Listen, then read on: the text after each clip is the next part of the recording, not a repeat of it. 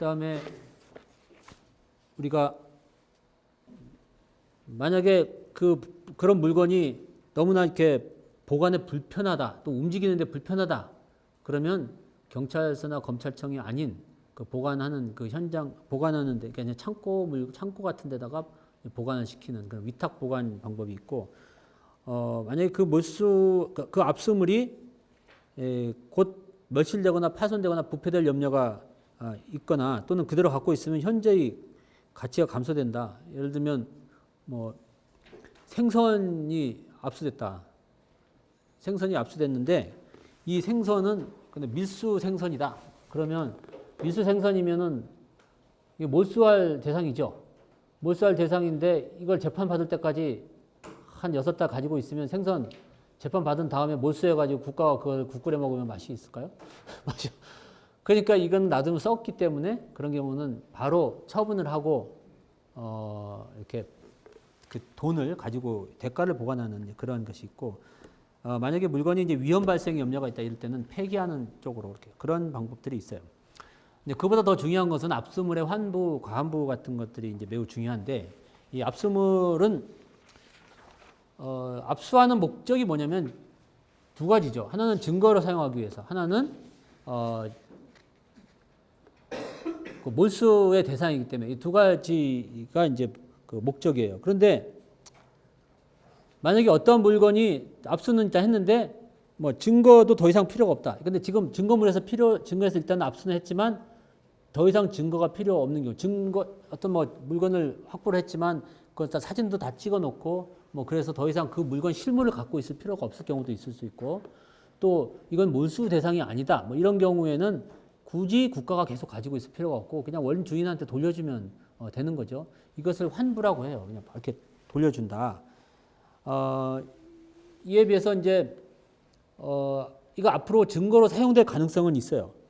근데 몰수는 어차피 할 게 아니고, 원래 몰수할 거라면 돌려줄 필요가 없죠. 갖고 있으면 되니까, 갖고 있다가 국가가 가져갈 거니까 어차피. 근데 이제 몰수할 건 아니지만 증거로 사용될 가치는 모르겠다. 그렇지만 굳이 가지고 있을 필요가 없을 경우가 있어요. 이걸 가환부라고 하는데, 가환부는 법적으로는 아직 압수 효력이 있지만 일단 잠정적으로 돌려주는 것을 가환부라고 해요. 이 가환부 처분이 있게 되면 필요하면 언제든지 이 물건을 수사기관이나 그 법원에 제출을 해서 증거에 공할 수 있도록 하는 것을 이제 요청하고 있는 것이죠.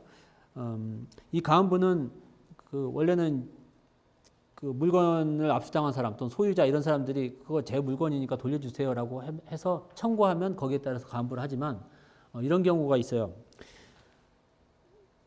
그 예를 들면 컴퓨터를 압수를 했는데 컴퓨터에 있는 자료를 다 찾아서 이 증거는 다 확보된 상태이다. 또는 아니면 뭐 그런 상태 어느 정도 확보가 된 상태인데 이 컴퓨터를 계속 법원이나 검찰청이 가지고 있으면 법원 검찰청이 아무 관계가 없겠지만 그 컴퓨터를 가지고 만약에 어떤 회사가 그 컴퓨터를 가지고 영업을 해야 된다. 거기에 계속 장부도 기재하고 거래도 해야 된다. 라고 하면 그 컴퓨터를 가지고 영업을 해야 되는 회사가 아주 거의 마비되는 상태가 되잖아요. 이렇게 계속 사용할 필요가 있을 때는 컴퓨터를 바로 돌려주고 만약에 문제가 있을 때 다시 갖고 오라고 얘기할 수 있겠죠. 그런 게 가환부의 한 예가 될 수 있겠고, 한편 이 환부를 하는데 환부 가환부를 할 때 원칙적으로는 압수한 사람한테 돌려주는 게 맞겠죠. 그런데 만약에 환부 가환부와 물건이 절도한 도품이다. 그런데 도둑놈한테 돌려주면 말이 안 되잖아요. 도둑놈한테 돌려주지 않고 다시 원주인한테 돌려주는 게 맞겠지. 그런 경우를 압수작물의 피해자 환부라고 하고 있어요. 그래서 그럼 그때 돌려주게 되는 거고, 만약에 이제 여기까지가 판결 전에 이미 수사기관이 조처를 할 수 있고 또는 법원에서도 판결 전에 이러한 조치들을 할 수 있게 돼요. 근데 이런 조치를 하지 않고 또 이런 조치인 상태에서 계속 가서 끝에 판결을 할 때는 이런 압수 절차에 대해서 어떻게 처분을 하는가에 관해서 우리 잠깐 살펴보도록 하면, 요거는 뒤에 판결에 관한 조항에서 이제 나오게 되는데, 압수한 물건을 국가가 몰수를 하려면 반드시 몰수의 선고를 하게 되어 있어요. 몰수의 선고, 압수해서 몰수하면 무슨 물건을 몰수한다라고 판결로 선고를 해야 그게 국가 거로 되는 건데 만약에 판결로 선고를 하지 않았다. 그러면 압수가 해제돼요. 판결 선고와 동시에. 그래서 원래 압수를 당했던 사람한테 돌려주는 거가 되죠. 그래서 만약에 극단적으로 이런 경우도 있을 수 있어요. 물건을 도둑놈한테 절도한 사람한테 물건을 압수를 했는데 피해자 환부도 하지 않고 아무 조치를 취하지 않고 지나고 판결을 할 때 근데 판사가 실수로 몰수 선고도 뭐 몰수 대상도 아니네. 하여튼 뭐 아무런 조치도 취하지 않고 그냥 놔뒀다. 또는 범인이 권총을 가지고 사람을 죽였는데 그 권총에 대해서 아무 조치를 취하지 않고 판결을 선고했다라고 하면 그 권총은 어떻게 될까요? 아무도 찾아가지 않을까 국고가 국고에 들어가려면 몰수 선고를 해야 된다는 것이 지금 바로 말씀드린 거거든요. 그러니까 국고가 가져가려면 몰수 선고를 판사가 해야 돼요. 근데 판사가 근데 실수로 몰수 선고를 하지 않았다고 하면 방금 얘기 드린 것처럼 압수한 것이 효과가 없어지죠. 압수가 해제되면서 압수가 해제되면 어떤 상태로 돌아가냐면 압수 전 단계로 돌아가죠. 압수 전 단계는 바로 그 살인자가 그 총을 가지고 있던 상태로 돌아가니까 그 살인자에게 총이 돌아가요. 그게 압수가 해제된 상태가 되는 거예요. 그냥 그런 일이 없도록 그런 경우에는 이제 몰수 선고를 빠짐없이 하고 있어요. 그런 일이 생기지 않도록. 한편 아까 말한 그 가한부 있잖아요. 가한부를 하면 물건을 이제 가한부를 한 상태로 판결을 하게 되면 판결을 할 때 그것을 이제 완전히 돌려준다. 이제 압수 해제하고 완전히 돌려준다면 환부에 선고를 해도 되죠. 근데 우리 제도는 그렇게 하지 않고 이미 가한부에서 물건이 넘어간 상태니까 판결에서 아무 소리 하지 않으면 그냥 환부된 것으로 간주하도록 이렇게 되어 있고요. 그 다음에 압수 작물에 대해서 피해자 환부를 수사기관이나 재판전에 하지 않으면 나중에 판결할 때 그래서 피해자한테 환부하도록 되어 있는데 만약에 이게 그 아까 말한 것처럼 이제 물건을 계속 보관할 수 없어가지고 처분을 했을 때는 그 대가를 피해자한테 그래서 이제 물건을 뭐 근데 생선 한 트럭을 훔쳤는데 그 소유자도 없고 소유자가 어디 있는지 모르고 그래가지고 할 수 없이 생선을 팔아서 돈 1,000만 원을 가지고 있었다. 그러면 그 1,000만 원을 나중에 그 피해자한테 돌려주는 판결을 하죠. 그래서 대가 교부의 선고라고 해요. 그다음에 우리 오늘 마지막으로 증거 보존에 관해서 좀 살펴보도록 할게요.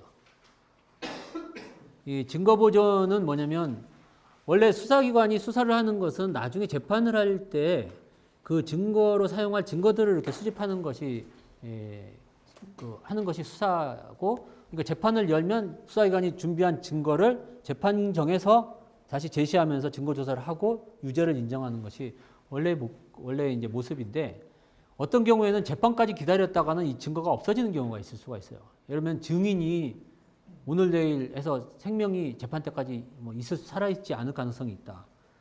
이런 것들 같은 거, 물건이 그때까지 기다리면 아예 없어지겠다. 이런 것들은 이제 그 바로 좀 할 필요가 있고, 이때 수사기관이 근데 증인이 없어진다고 해서 증인이 죽을지 모른다고 해서 증인을 데리고 와서 수사기관이 제가 직접 물어보면 결국 참고인 진술 조서를 만들 뿐인데, 이 참고인 진술 조서는 증거 능력을 받으려면 다시 또 법정에 증인이 나와야 되고 이런 여러 가지 문제들이 있어서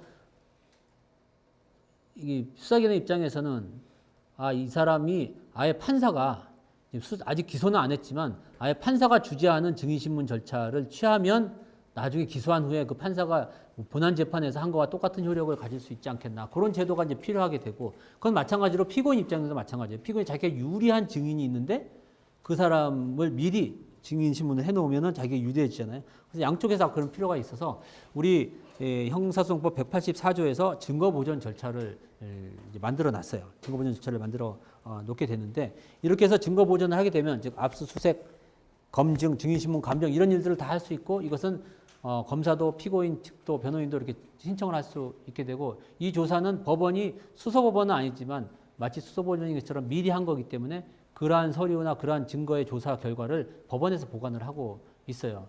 그런데 그러다 보니까 수사기관 입장에서는 보다 편리하게 증인신문할 필요가 있겠다는 요청이 있었고, 그거는 예를 들면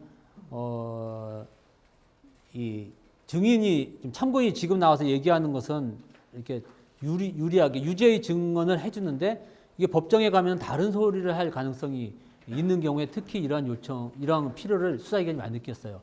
그거는 특히 이제 요 제도가 들어온 것이 유신 시대, 유신이 1972년에 있었고 요 제도가 들어온 형사법에 들어온 건 1973년인데 그때 여러분 다 알다시피 유신하면서 검찰 사법이 확대되면서 수사기관에 편의한 조문들이 많이 들어가게 되는데 그 중에 하나가 바로 지금 말씀드리려고 하는 조문으로서 형사정법 221조의 2인데 이때 수사 증인을 지금처럼 뭐 죽을지 모른다 이런 것뿐만 아니라 증인 번복의 염려가 있는 경우에도 오게 했고 아까 말한 원래적인 184조의 증거 보전은 이제 반대 신문 참여를 하고 반대 신문도 할 수 있게 했는데 요 새로 만든 제도 1973년에 새로 만든 제도는 반대 신문권을 많이 제한했어요. 예를 들면 처음에 조항은 어떻게 했냐면 수사기관에 이렇게 되어 있죠. 수사에 지장이 없다고 인정할 경우에 참여하게 할 수 있다라고 했어요. 그러니까 원칙적으로 참여시키지 않겠다는 것이죠. 그래서 이런 조항에 대해서 우리 헌법재판소가 위헌을 선고를 했고 반대 신문권이 보장돼야 된다는 취지로 위헌을 선고했고 이에 따라서 우리 법이 지금 바뀌어서 지금은 이러한 증인신문을 할 때도 증인신문 한다고 통지하게 돼 있고 참여할 수 있는 참여권이 보장되어 있어요. 그래서 지금 양자가 거의 일치된 거죠. 그러니까 이거는 무슨 말씀드리냐면 221조의 2는 184조의 제한을 탈피하기 위해서 수사기관 편의해서 만든 제도인데 헌법재판소의 통제 그다음에 우리가 민주화되면서 입법이 바뀌면서 다시 원래의 모습으로 돌아갔다라고 볼 수가 있죠. 그렇다면 결국은 221조의 2는 불필요한 조문이 돼버릴 수가 있는데 현재 221조의 2가 184조와 다른 점은 뭐 한 가지가 두 가지 뭐 실질적으로는 한 가지 뭐 형식적으로는 두 가지인데 하나 이제 그 검사만 청구할 수 있는가 아니면 양쪽에서 청구할 수 있는가가 좀 다르고 또 실질적으로는 221조의 2는 그 조사한 결과를 증인신문 조서 이거를 검찰청이 갖고 있어요. 수사기록의 일부로서 검찰청이 갖고 있고 이 증거보전 184조는 법원이 갖고 있는 것이 있어서 221조의가 아직은 검찰에게 이제 조금 유리한 조문이라고 볼 수 있는데 그러나 거의 이제 실익이 없어진 그런 조문으로 남아 있어요. 예, 좋습니다. 오늘 여기까지 하고 다음 시간에 수사의 종결을 보도록 하겠습니다. 수고하셨습니다. 네.